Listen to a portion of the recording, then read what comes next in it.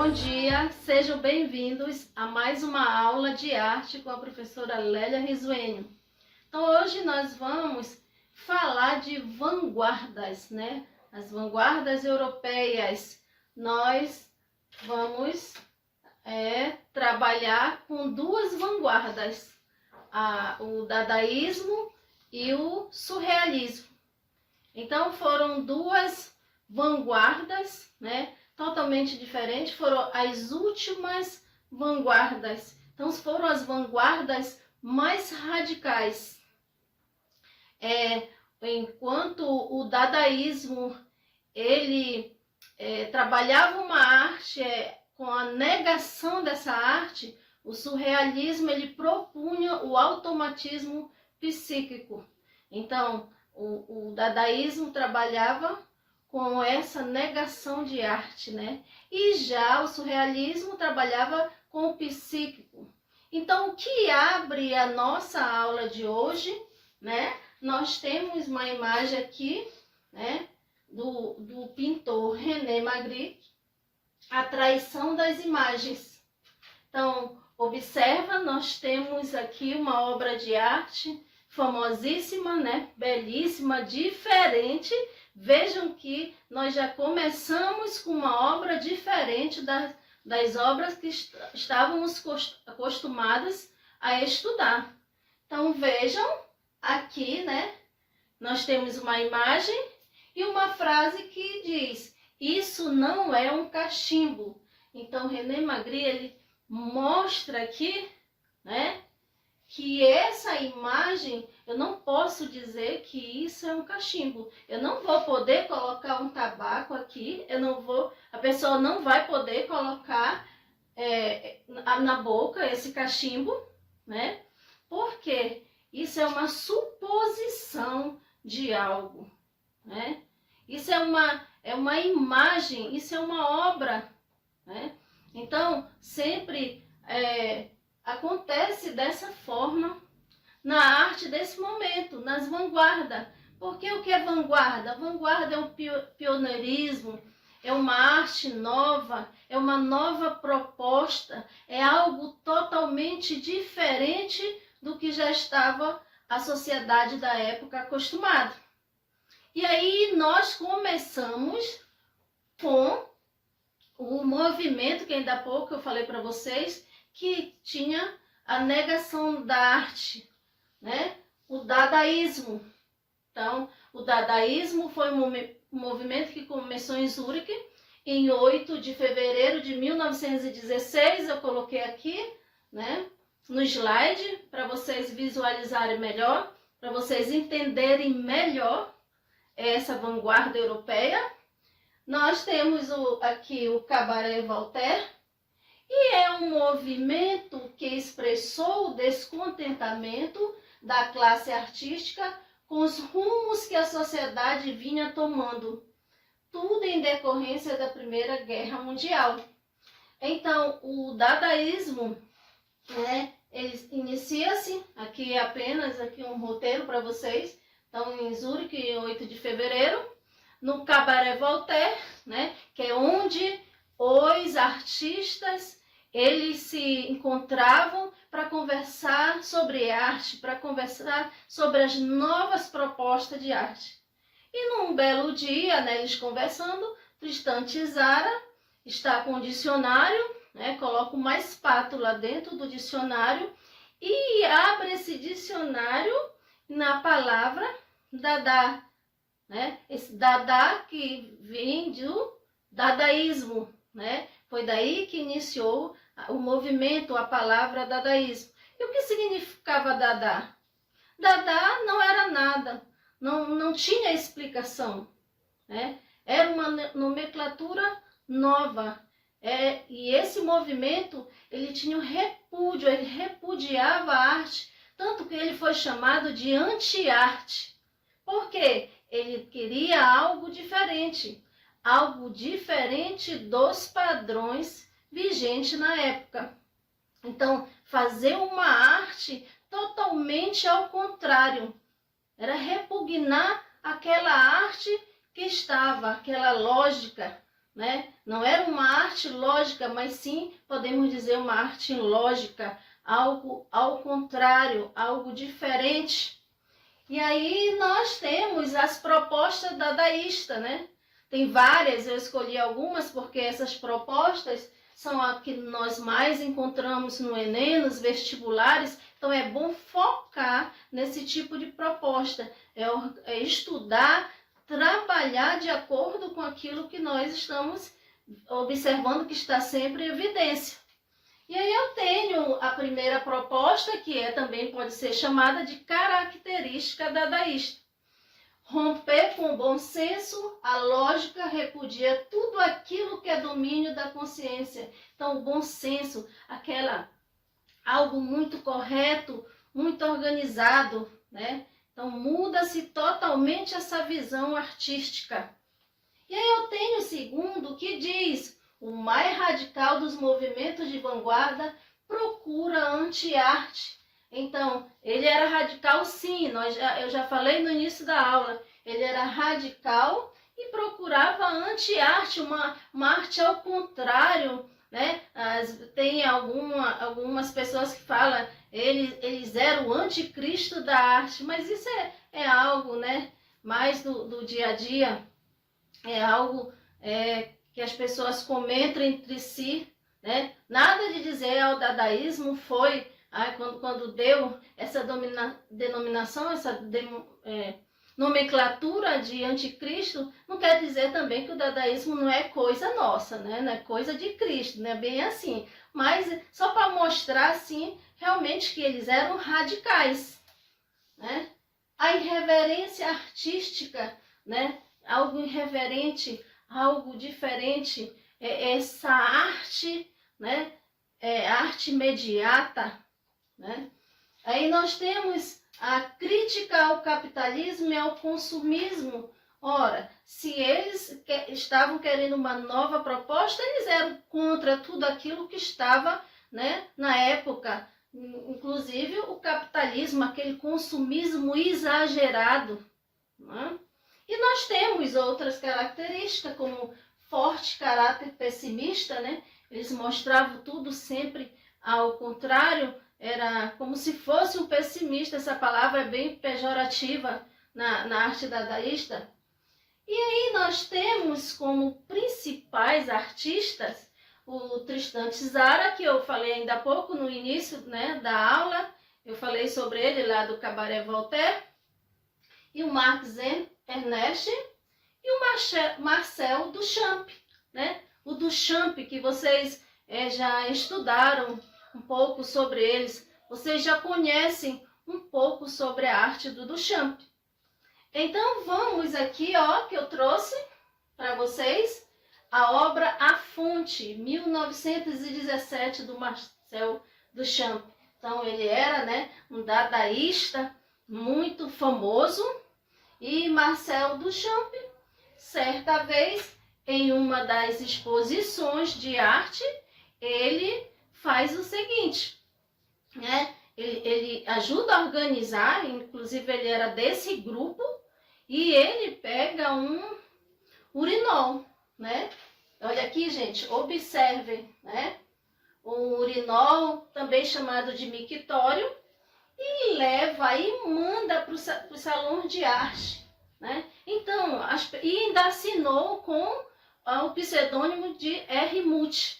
Então, as pessoas, vocês imaginam, gente, se a arte seguir uma regra, se a arte seguir uma norma, vocês imaginam chegar no salão de arte para expor uma obra desse estilo. Vocês imaginam o impacto que causou, né? Duchamp, mas era isso que eles queriam, causar impacto, mostrar uma nova arte, mostrar uma nova proposta de arte. Era esse o objetivo e alcançou. Só que Duchamp, quando ele leva um urinol desse para um salão de arte, ele cria uma nova proposta. E essa proposta é uma proposta chamada, que nesse momento ele cria a ready-made, que significa álcool pronto. Eu até coloquei aqui abaixo para lembrar bem vocês, tá? Então, o ready-made é algo pronto, algo que já existia, mas que você transformou em arte. Mostrar que arte não é só você pegar o pincel, né? Muito respeito que nós temos pelos artistas que pintam, né, e com os pincéis, mas nesse momento não. Nesse momento era um novo panorama artístico. Tudo modificou, tudo modificava-se, né, nessa época. Então ele levou algo já pronto, então que foi chamado de ready-made, algo que ele comprou em algum lugar e só fez assinar e inverteu, né? Colocou de uma forma diferente esse objeto, né? Mas não deixou de ser uma grande arte, tanto que hoje nós estamos estudando, porque foi uma nova proposta artística. Então vamos lá. E agora, né, no início eu falei do dadaísmo e também que nós íamos estudar os dois movimentos, né, mais radicais, que são os últimos lá das vanguardas. E agora nós vamos conhecer um pouco do surrealismo, né? Algo que vocês sempre estão trabalhando, sempre estão conversando, sempre estão falando entre vocês. Quando acontece algo diferente, aí vocês falam, ah, é algo surreal. Pois é esse algo surreal que nós vamos ver na arte hoje. Vamos lá? Surrealismo. Vamos ao conceito. Eu gosto sempre de colocar o conceito para fixar bem, para entender bem. Iniciou em 1924 com a publicação do Manifesto Surrealista, escrito por André Breton, que propunha uma nova proposta, olha só, uma nova proposta estética que rompesse com a primazia da compreensão racional, sem diferenciação entre sonho e realidade, ou entre lucidez e delírio. Lembra que eu falei que ele trabalhava o automatismo psíquico? Por quê? Porque eles baseavam-se em Freud, nos sonhos, nas alucinações, no psíquico de cada pessoa. E também nós temos o surrealismo, as propostas, né? Então cada um deles tem sua proposta. Então vamos ver quais são essas propostas surrealistas. Primeira, valorização do improviso e reversão da lógica. Improvisar, arte improvisada, foi isso que Duchamp fez lá no dadaísmo, né? Então, arte improvisada, a reversão da lógica é fugir da lógica, né? Fazer algo como se fosse ao contrário, nada de regras, nada de normas. E nós temos a outra característica, libertação da mente, uma nova realidade, libertar a tua mente daqueles padrões da época, né? Libertar, criar de acordo com a tua mente, de acordo no momento que você vivia, o momento que você estava e tudo aquilo que você estava sentindo. Isso sim era a proposta do surrealismo. E espontaneidade no manejo da linguagem, ser espontâneo, ser criativo, né? Sempre com um diferencial. Aí nós temos uma próxima proposta, a relação da linguagem e da arte com o inconsciente, os sonhos, o sobrenatural, a loucura e os estados alucinatórios. Vejam só aquilo que eu falei ainda há pouco, né? Que eles baseavam-se no Freud, né? Na psicanálise freudiana. Então, veja, essa arte ela trabalhava com o inconsciente, com os sonhos. Então, eram as melhores produções. É aquela que mostrava o sonho de cada um, o que acontecia com o ser humano, o inconsciente, né? Aquilo, toda aquela agonia que ele sentia durante um sonho, né? Então, veja o que trabalhava com o psíquico do ser humano. E nós temos os principais artistas do movimento surrealista, Salvador Dalí, René Magritte, Juan Miró e Anthony Artaud. Então, nós vamos daqui a pouco ver a obra do Salvador Dalí. E também eu coloquei o Antônio Artaud aqui, porque faz referência ao teatro. Ele se destacou no teatro, o teatro surreal. Também tivemos aí várias peças teatrais surrealistas, algo diferente. As pessoas estavam acostumadas com certo tipo de espetáculo e o surrealismo, ele dá uma nova proposta, né? Um novo estilo de peça, um novo estilo de história, né? A nova história da arte, na verdade. E aí, gente, eu trouxe aqui para vocês uma obra muito conhecida do Salvador Dalí, né? Salvador Dalí nós já conhecemos porque é um artista muito falado, inclusive nós temos música e várias canções que ressalta, que faz referência a esse grande pintor, né? O Dalí. Então, a obra que eu trago para vocês hoje é a persistência da memória. Então vamos ver de que forma era trabalhado esse surrealismo, né? Vamos ver como é que Salvador Dalí trabalhou essa persistência da memória. Gente, ele mostra aqui, você observa, né, alguns relógios e vejam que os relógios, a gente vê que são flexíveis, porque o relógio sempre vem à mente, sempre o que nós observamos e o que as pessoas conheciam de um relógio na época era algo estático, né? Era algo duro, não era nada assim muito flexível, principalmente os que estavam na parede, né? Algo ali parado. E ele queria mostrar, né, que é algo flexível, que pode ser qualquer objeto dentro de uma arte, ela pode ser flexível, ele pode ser flexível este. E aí nós temos também aqui a imagem de uma árvore, de uma oliveira, né? Uma árvore que ele gostava muito porque era da cidade natal dele, ele faz uma referência aí à sua origem e coloca um relógio pendurado. E veja só a flexibilidade. Aí isso aqui também, olha, nós temos outros. Nós temos aqui um relógio cheio de formigas também. Então, ele põe aqui várias acepções, várias imagens de um relógio para mostrar a flexibilidade e mostrar que o tempo não para. Eita, já falando na música O Tempo Não Para do Cazuza, né? Então, mostrar que o tempo não para, ele não é estável, né? Ele vive em movimento. Então, podemos sim criar arte diferente. Nesse momento, né? Nesse momento, a arte era uma arte inovadora, né?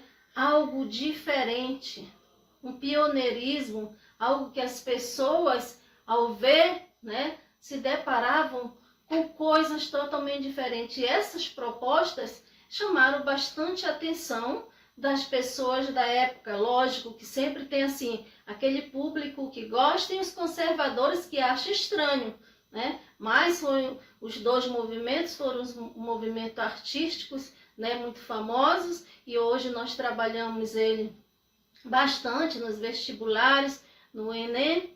E esses movimentos, né, vocês devem estudar, conhecer melhor essas características, aprender, memorizar cada característica dessa para saber, para entender esse novo estilo de arte e essa nova proposta artística. A todos vocês, um bom dia e até a próxima aula.